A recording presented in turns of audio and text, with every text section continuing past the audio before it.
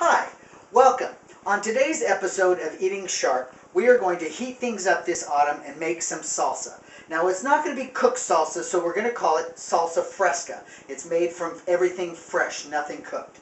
But what I like to do is take the skin off of the tomato. So what I'm doing is I'm giving them a quick blanch in some hot water. And what I do first is I just give a little X cut on both sides of the tomato, and they go right down into the water. Let me do that again. A little X cut, cut all the way down to the core when you do that X cut, and then just a little X cut on the back side. You know, salsa dates back to the Mayas and the Incas. They used it with a lot of their foods. So sit tight. No, before we go to break, let me show you exactly what they look like. They'll come out of your hot water like this. The skin is peeling off, and what I like to do is put it right into an ice bath. It stops the cooking process and helps pull that skin right off the tomato. So as I finish these tomatoes up, you guys take a break and we'll get all set up with all the fresh peppers and onions and garlic, and I'll show you my version of Salsa Fresca that'll heat things up in your autumn. Thanks. Okay, so as you can see, the tomato has split nice from the blanch, and we're just going to peel it from the bottom end around to the stem end, and the peel's very, very easy after you blanch them. The tomato isn't cooked. All you did was blanch that skin off, so you can still call your salsa fresh salsa, as far as being a salsa fresca, as they say in Mexico. Now, there is a difference between salsa fresca and picante sauce. Picante sauce is a puree salsa. Everything is put in a blender and pureed into a smooth sauce. Now, salsa fresca, you don't want to do that, and that's the main thing about this salsa, is it's not pureed. It has all the chunks. You can taste all the different flavors, and I'll get to that here in a little bit about all the different peppers and things that I'm putting into the salsa. Ooh, one just tried to jump off of there. But we'll just peel these up here like this. Peels very easy. Now I've got my cutting board situated so that it will drain all the juices down into a pan, because I want all the tomato juice that comes off of these tomatoes as I cut them. So I'll get these all ready here. So I'm on my last one. I'll need to wash my hands, get ready for the cutting of the tomatoes, the first ingredient into your salsa. Now, I make salsa that will feed probably 50, 60 people. I make lots of salsa when I do. So just cut the recipe down to your individual liking, and you'll be fine. Okay, so we'll be right back. I'll get this cleaned up, and we'll get started on the peppers and the tomatoes and everything else that goes into the salsa. Okay, as you can see, I have wedged the tomatoes. I'm on my last one, and then I cut the little core out of it, and we're just going to slice it like this, just down like this. You can hear it still crunches like they're fresh, because we only blanched them a little bit to get that skin off. And I've got the drain here for all the juice, because we want to add that juice later to the salsa fresca. So we just cut these up, dice them up nice.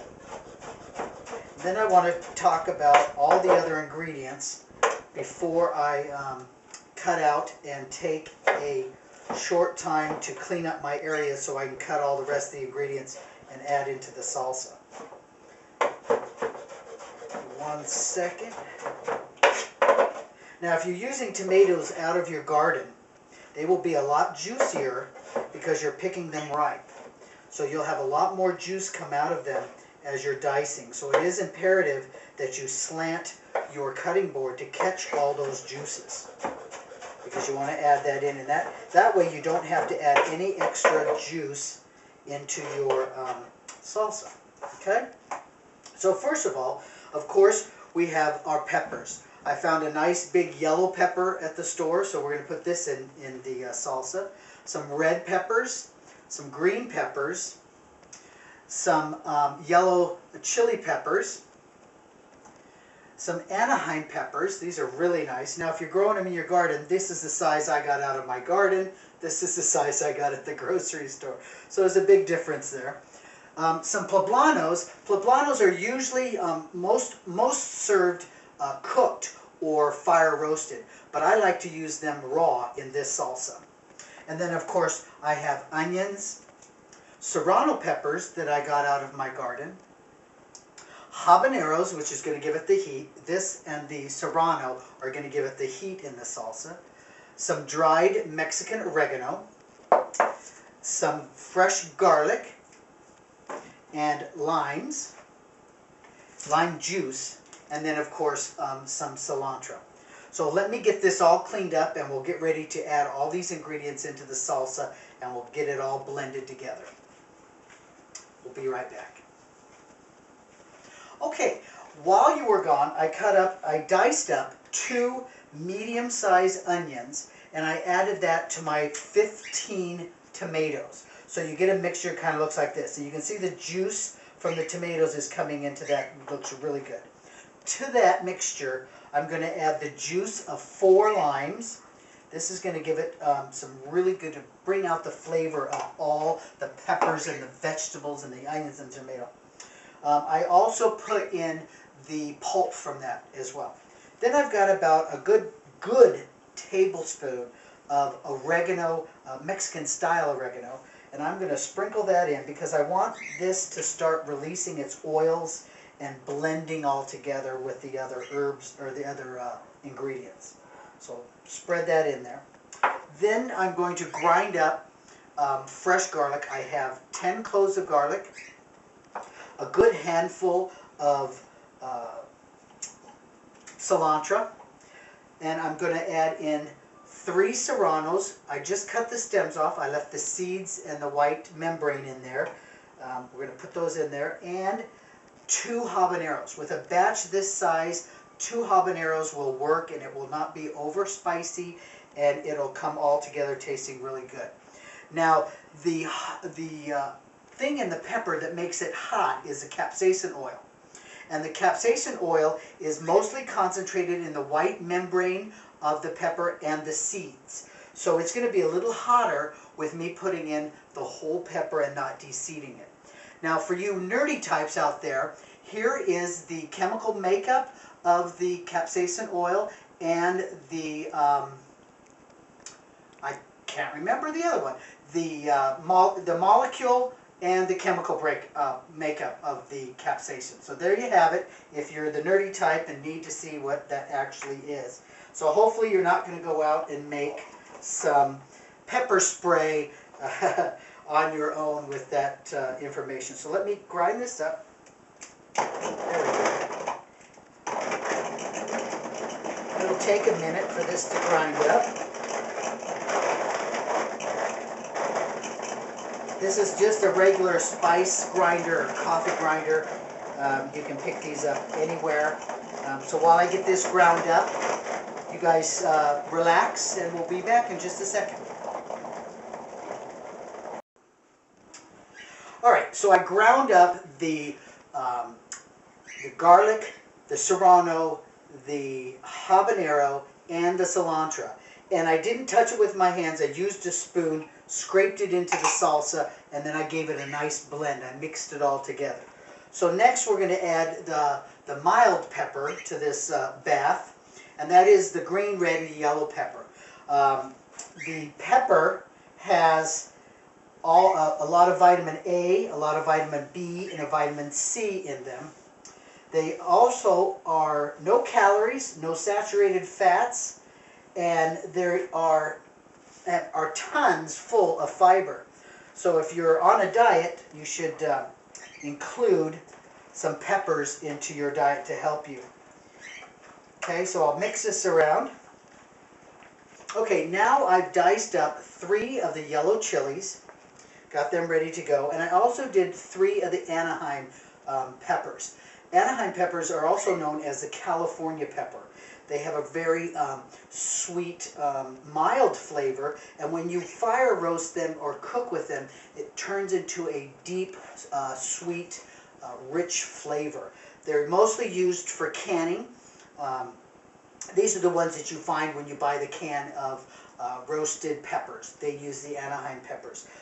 It goes very good with all sorts of foods, from cheeses, aged cheese to new cheeses, to pork, poultry, eggs. They just go good with a lot of different things. You know, when I was growing up, the hottest pepper we ever had in the house was these bell peppers like this. My mom used to core them out, de-seed them, flatten them off, and she would stuff them with a meat and rice mixture, and she would bake them in the oven. We'd eat them at the table. We'd get rid of the pepper and just eat the meat. And until I started cooking as a profession, I learned to like a lot of different types of peppers. So we're going to go ahead and add these peppers, the yellow chili and the Anaheim pepper, right into the salsa.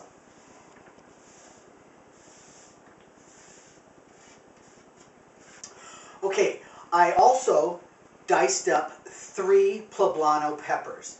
These have a really deep, earthy flavor. They have a little spice to them, and if you cook them, more of that rich, smoky, and savory flavor comes out. But I don't want to cook them in this salsa fresca. They also, if you dry them, they become a lot hotter, significantly more heat out of the pepper.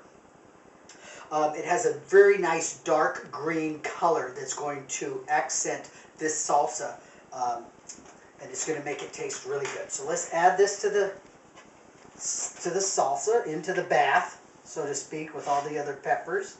Now, one tip, when you're cutting peppers or stuff that has a tough skin, if you turn them over so you're cutting the inside flesh, it'll cut a lot nicer with your knife, and you won't tend to slip and hit your knife down on the counter.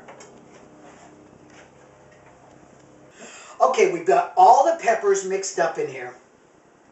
The bell peppers, the Anaheim peppers, the poblano peppers, the serrano, the habanero, the garlic, the onions, the tomatoes, the oregano, and the lime juice. We've mixed it all up, and I'm going to take a taste here because I can't wait to see how this tastes. I'm going to dig down here so I make sure I get some of that juice. Wow. First off, you can taste out the lime juice. And then as you start crunching, you can taste every pepper as you bite into it. You can taste the earthiness, the sweetness, the little bit of fire, in the peppers. It is just absolutely delicious. So, you make a huge batch like this and you're not going to a party. What are you going to do? You're going to start bottling it. What you want to do is just fill up your bottle. Make sure you get some juice in there as well, not just the meat. Once that gets full, like that, a little bit more, you want to make sure you clean your lid off. Just seal it down. Put this into your fridge and make sure you deliver it within the next couple of days to your friends so they can taste your great creation of your now famous, excellent salsa. Until next time, this is Lynn Sharp with Eating Sharp and Eat Well.